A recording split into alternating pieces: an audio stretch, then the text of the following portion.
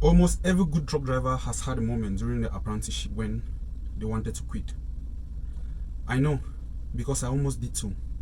If you're learning how to drive trucks, if you're learning any other trade, and you're thinking of giving up, this message is for you. There are a lot of difficulties apprentices go through that will influence them, most of them, to even quit in the process while learning. And among those difficulties, I've selected 5, and the fifth being self-doubt, which is the most important. So I'll be talking about these difficulties and giving you some lessons, encouraging you not to give up. To begin with, difficult drivers or difficult bosses. One major difficulties a lot of apprentices go through is dealing with the characters or putting up with characters of their bosses or their drivers especially. Being an apprentice, there are a lot of things you will go through. You'll be shouted at, you'll be corrected harshly, and sometimes you'll even be feeling like you're not good enough. The truth is, I'm not here to tell you that drivers or your bosses are actually wicked or in a bad way, and I'm certainly not here to also sugarcoat things, because learning a trade is like building your future, and they are molding you into becoming a better person. So most of the times they will not go easy on you, and presently or in the meantime you will see it to be very harsh.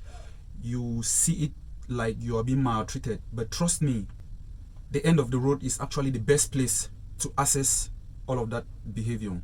You see, motorboys or truck students are somehow the best example to put here, because a lot of motorboys and truck students, they complete their training not only with one driver or one boss. Most of the times they go through multiple of drivers. I for one actually had 5 drivers that I worked with. Was I shouted at? Or was I corrected harshly? Yes, I was.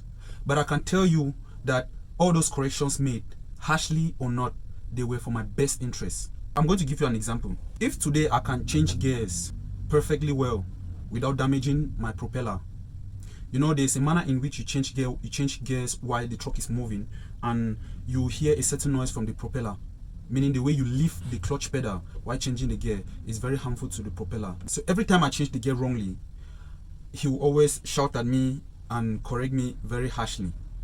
Thanks to him, as a result of that constant correction and even that constant shouting, I've perfected the way I've changed my gears. And this goes to almost every driver I've worked with, because there's something I've learned.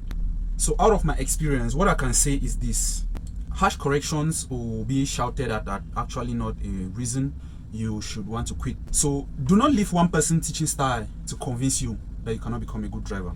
So point 2, hunger and discomfort. Now this point applies in most cases, not all, but most cases. A lot of apprentices leave the job because of hunger and discomfort. You see, I can tell you out of experience of 4 years of training that truck driving training is not an easy task. You will go through a lot of challenges. You will find yourself in remote areas with very few people.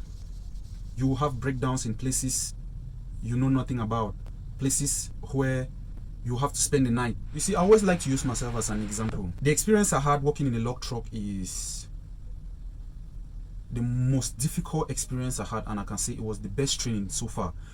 A lot of you work in log trucks, West Africa, and you know exactly what I'm talking about. You know how difficult the terrain is. You know how difficult it is to work in such trucks. Sometimes you may spend days and even weeks just to succeed with one journey.